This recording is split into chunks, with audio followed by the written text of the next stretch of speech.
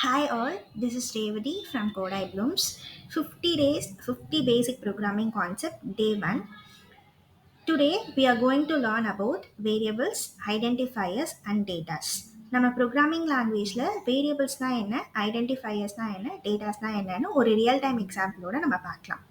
So எக்ஸாம்பிளுக்கு rice, water and biscuit எடுத்திருக்கேன்.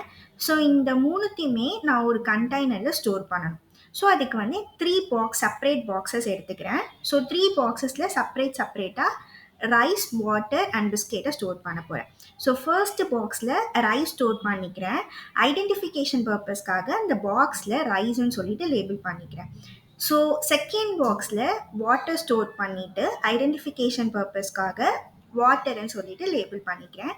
And third பாக்ஸில் பிஸ்கெட் ஸ்டோர் பண்ணிவிட்டு ஐடென்டிஃபிகேஷன் பர்பஸ்க்காக அந்த பாக்ஸில் பிஸ்கெட்னு சொல்லிட்டு லேபிள் பண்ணிக்கிறேன்.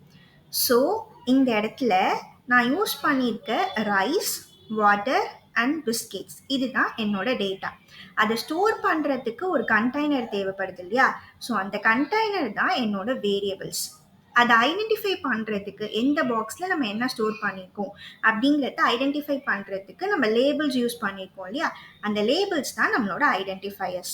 ஸோ ப்ரோக்ராமிங் லாங்குவேஜஸில் a variable is a container to hold the data and an identifier is a name used to refer to the variable in a program.